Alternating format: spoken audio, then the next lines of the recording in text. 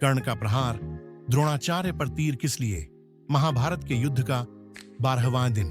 कुरुक्षेत्र की भूमि पर रक्त और तलवारों की चमक हर ओर फैली थी। अर्जुन के बिना पांडवों की सेना कमजोर पड़ रही थी, क्योंकि वह उस दिन सामरिक कारणों से किसी और दिशा में युद्ध कर रहे थे।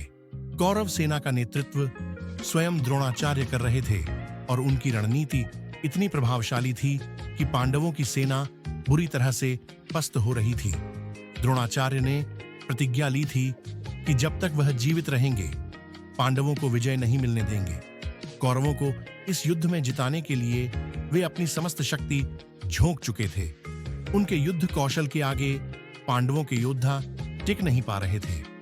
कर्ण, जो अब तक इस युद्ध में अर्जुन का सामना करने को आतुर था, उसने देखा कि द्रोणाचार्य एक अजेय योद्धा के रूप में उभर रहे हैं। कर्ण भले ही दुर्योधन का मित्र था, लेकिन वह यह भी जानता था कि यदि द्रोणाचार्य को न रोका गया तो यह युद्ध एक तरफा हो जाएगा। कर्ण के मन में एक द्वंद्व चल रहा था। गुरु द्रोणाचार्य उसके प्रति सदैव तटस्थ रहे थे, लेकिन वह जानते थे कि गुरु ने उसे कभी अर्जुन के बराबर नहीं माना। यह सोचकर ही उसके हृदय में जलन होती थी। परंतु आज की स्थिति कुछ और थी। कर्ण को यह निर्णय लेना था कि क्या वह द्रोणाचार्य का समर्थन करता रहे या अपने युद्ध कौशल का उपयोग पांडवों को बचाने के लिए करे। दुर्योधन ने कर्ण से कहा, कर्ण, यह हमारा सुनहरा अवसर है। जब तक गुरु द्रोणाचार्य लड़ रहे हैं, हमें कोई हरा नहीं सकता। मैं तुम्हें आदेश देता हूं कि तुम उनका पूर्ण समर्थन करो। लेकिन कर्ण के भीतर एक दूसरी ही आग जल रही थी।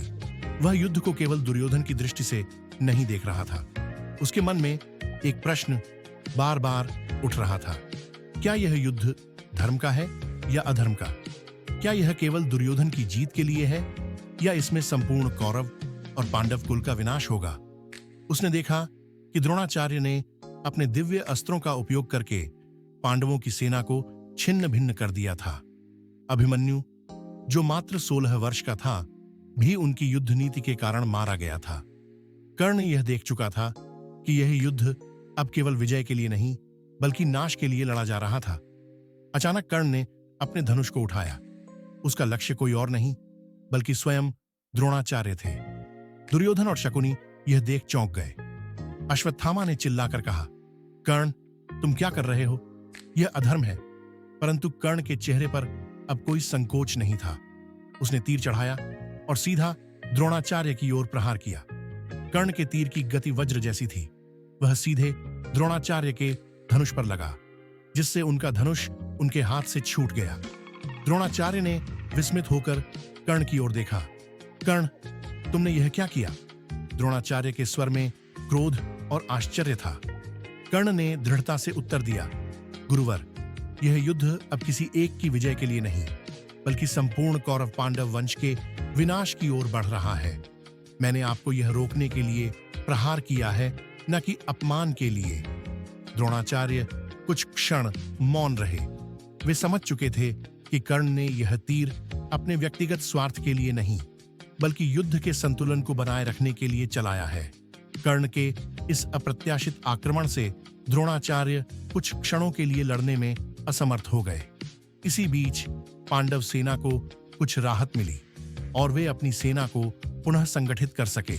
कर्ण ने आगे युद्ध जारी रखा, लेकिन उसने यह सिद्ध कर दिया कि वह केवल दुर्योधन के प्रति निष्ठावान योद्धा नहीं था, बल्कि एक ऐसा योद्धा था जो धर्म और अधर्म का भलीभांति ज्ञान रखता था। कर्ण के इस प्रहार ने महाभारत के युद्ध की दिशा को प्रभावित किया। उसने यह साबित कर दिया कि वह केवल अपने वचनों और प्रतिज्ञाओं का दास नहीं, बल्कि एक ऐसा योद्धा था जो परिस्थितियों के अनुसार सही निर्णय ले सकता था। द्रोणाचार्य अंततः धृष्टद्युम्न के हाथों मारे गए, लेकिन कर्ण का यह एक प्रहार इतिहास में दर्ज हो गया। एक ऐसा तीर जो केवल किसी योद्धा को घायल करने के लिए नहीं, बल्कि पूरे युद्ध की दिशा बदलने के लिए